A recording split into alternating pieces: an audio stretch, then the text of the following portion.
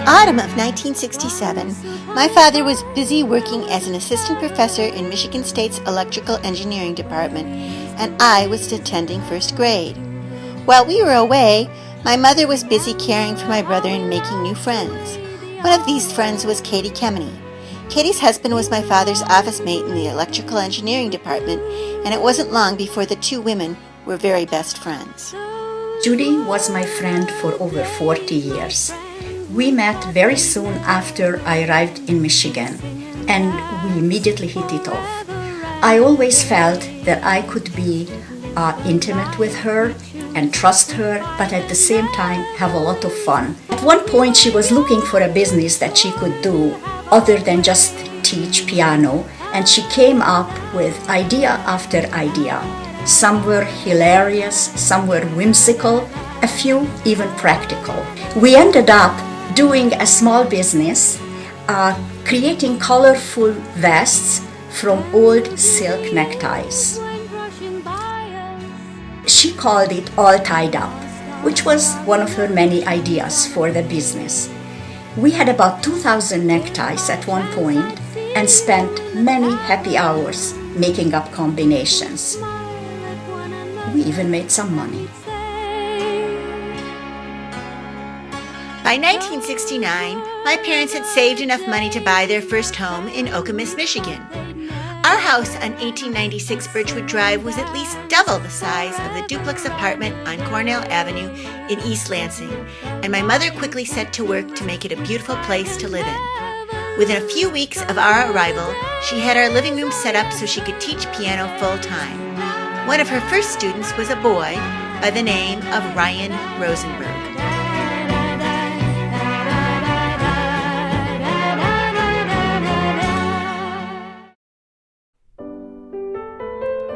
Back in the day when I and these other young kids lived in this house here, I used to take piano lessons from Judy. She was a good teacher and taught me a lot of classical music, a lot of music in general. She got me interested, and she challenged me in fun ways like going to matinee musicale where I learned to perform. When you did really well, she had neat rewards like stickers, or best of all, a little statue. I always wish I had stuck with it more, but I was young. Time marches on, and I have other interests, but I still maintain a strong interest in music, as you can tell because this is a picture of what my office looks like today. And when I was getting back into music, I first bought this piano, and Judy heard about that, and she was really supportive. In fact, she went ahead and sent me these books for myself and the boys, and I did use them, and I learned some songs out of them. Best of all, though, she sent me this, a reward. And after I learned my first few songs, I decided that it was worth it, and I earned that reward, and I put it in my office, in my display case, where it sits today and where it will always sit. During this time, my mother was also very active in the community, planning musical events for children and families. Between 1969 and 1970, she organized the monthly Kedzie Club recitals for Lansing Matinee Musicale. And in 1972, she became responsible for the Okemos Fine Arts Festival Honors Recital, which showcased the best pianists attending Okemos Public Schools.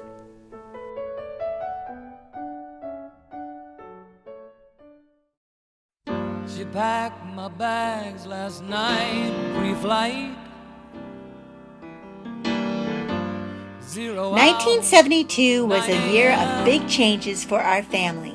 My father was made assistant chairman of his department, and I started to attend Kenowa Middle School. But the biggest change of all was the arrival of my new baby brother, Steve.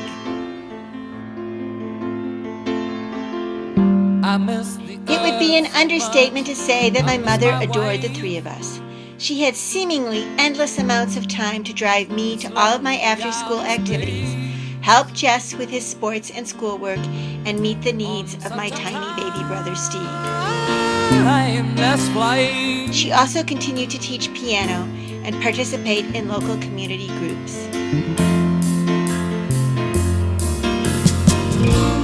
One of these groups was the Lansing Committee for Children's Television, who took a strong stand against violent television programming at prime children's viewing times.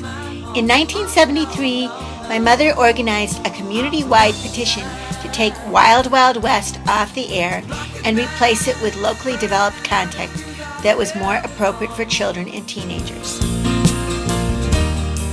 The petition was successful, and much to my mother's surprise, the station asked that she produce a monthly program that was aimed at young people between the ages of 10 and 18.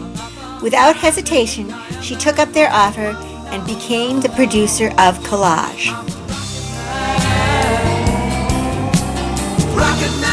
Collage aired between 1974 and 1980. The show covered topics ranging from the area's youth symphony orchestras to teen motherhood. Collage also often featured Michigan celebrities, including Bob Seger, Stevie Wonder, and the invincible Magic Johnson. As the saying goes, all good things must come to an end, as did Collage in 1980 when my mother decided to work full-time at the Center for Handicapper Affairs.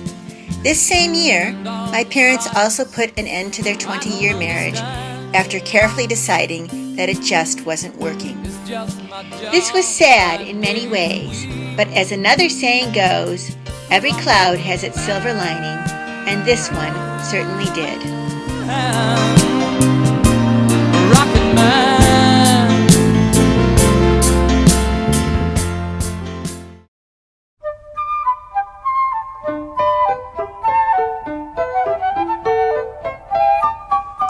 When my mother was on her own, she changed some of the house rules and allowed us to have some pets. This meant that I could have a cat and my brother could have a dog. I was really happy when my mom finally let me have a dog. She said I could have a dog as long as one condition was met, that the dog not come in the house. So when the dog came home, I decided that rules should be broken. So when my mom went to work, I snuck the dog into the house and gave the dog high quality food and kept the dog warm. Over time, Pocus started to enjoy these luxuries, and this started to become a problem. My mom would come home and Pocus would start crying and yelping. And I think my mom started to realize that I was doing some sneaky behavior and I was bringing Pocus into the house. But then I think my mom realized that life on a leash for Pocus was not good, so my mom decided to bend her rules. Finally, Pocus was given permission to come in the house, but she had to start out in the basement. But with good behavior, Pocus eventually was allowed to come on the first floor. She was in the kitchen, in the family room, and she eventually was allowed to come in the living room. My mom would play the piano, and Pocus would hang out with my mom and the piano student. And then eventually she made her way upstairs, and she was sleeping on the furniture, and she was sleeping even in my mom's bed. What I learned from this experience is that my mom had a soft heart. After I went to college, my mom and my dog became best of friends. I realized, although Pocus was my dog, with a little jealousy, Pocus was really my mom's dog. My mom treated Pocus like Pocus was one of her kids, and this always made me feel good about my mom and my dog.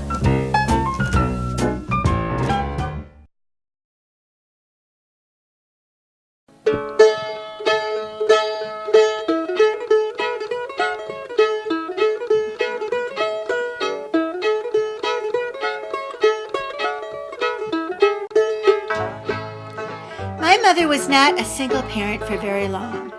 On May 17, 1980, my mother married a man who put a twinkle in her eye and a swing in her step. That man was Ronald Carl Rosenberg. One of my earliest memories of Judy was that we were at a party. This was about 34 years ago, and I was standing with another woman named Tina Quinn, and we were in the party, and Judy comes into our room, and she looks at us and she says, "I think that Ron and I are an item." And I remember that we just squealed with delight, and we thought that they went so well together, and we were so happy for her. And then shortly after Ron and Judy got married, Judy hosted a dinner party, and she had Ron and Judy and Chuck and Ann and us, and she made a toast, and the toast was to second marriages, except and excluding me, because I had only been married once. And so I always remember that she hosted this dinner party and she made this toast, and it was great. All couples have their ups and downs, but for my mother and Ron, it was just up and up and up. And this was not only nice for them, it was also happy for us children, because with Ron came 4 wonderful step-siblings, Ryan, Kara, Julia, and Jessica. And the good news for us was that it seemed as though the Rosenberg kids were as delighted with us as we were with them. When I was very little, my siblings were at school while I was still at home. At that time, Judy lived only a few blocks away. I can remember visiting and enjoying our alone time. She doted on me, and I ate it up. Later, we moved to East Lansing. Our families still socialized, and I can remember her occasionally putting me to bed. She would read to me and then lift the sheets and blankets up high and bring them down fast to create a parachute effect. I loved it. I always asked if she would put me to bed whenever she was over at bedtime. When my dad was ready to tell Julia and me about their impending marriage, he took us to Olga's kitchen. It was one of my favorite places. He then nervously told us that he and Judy were to be married. I was so excited. I loved the idea of living with Judy. There were a lot of changes that first year. A new school, newly married parents, new siblings to live with, etc. I'm sure it wasn't easy for my dad and Judy either. Eventually, we fell into a routine. I realized I enjoyed having a big family. My favorite times were when everyone came home for special occasions. All of a sudden, our family had grown to 9 people. I don't know how they did it, but during those years, Judy and my dad handled everything with aplomb. Don't know what